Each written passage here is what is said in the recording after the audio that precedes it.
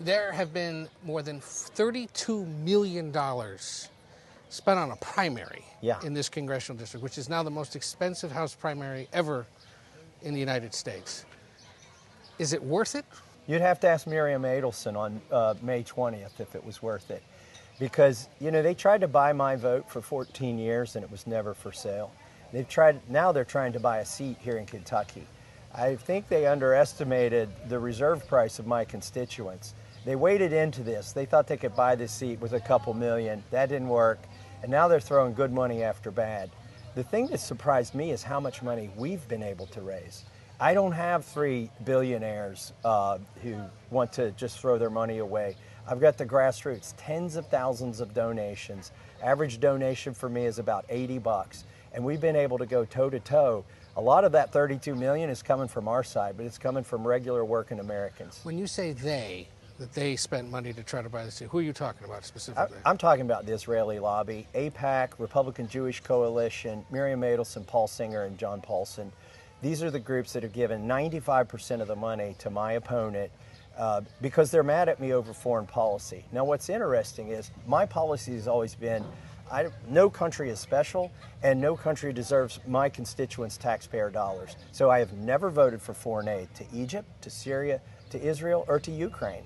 But the ones in Israel, since they're the biggest recipients of it, that makes them a little bit mad. What's so wrong about helping defend Israel from Iranian threats? We've got debt. I mean, at least with NATO, there's the promise of a reciprocal arrangement. With Israel, it's completely one way. And they drug us into wars. They've convinced us that Iran is just days away from a nuclear weapon, and they're perpetually that way. This is not our war.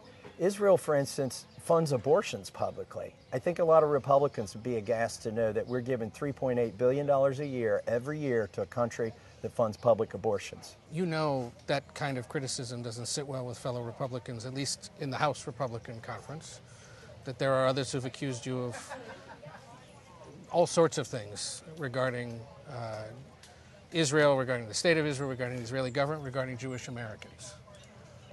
Are you anti-Semitic? They're trying to tell you that it's anti-Semitic for me to expose the fact that the Republican Jewish Coalition has spent millions of dollars in this race, that a dual citizen, Miriam Adelson, who even Trump says is more loyal to Israel than the United States, has spent millions of dollars in this race. Those are mere facts. And it's really... But it's a yes or no. Are you anti-Semitic or not? Oh, hell no. Okay. I'm hell no anti-Semitic. But here's the danger that AIPAC runs. They've been too cute by a half. They've tried to get Mike Johnson, and he's willingly done this, conflate in resolutions on the House floor that anti-Zionism equals anti-Semitism. Or even worse yet, that if you don't support Benjamin Netanyahu's war in Gaza, then you're anti-Semitic. That's absolutely false, and it does Jewish Americans a big disfavor to equate the two.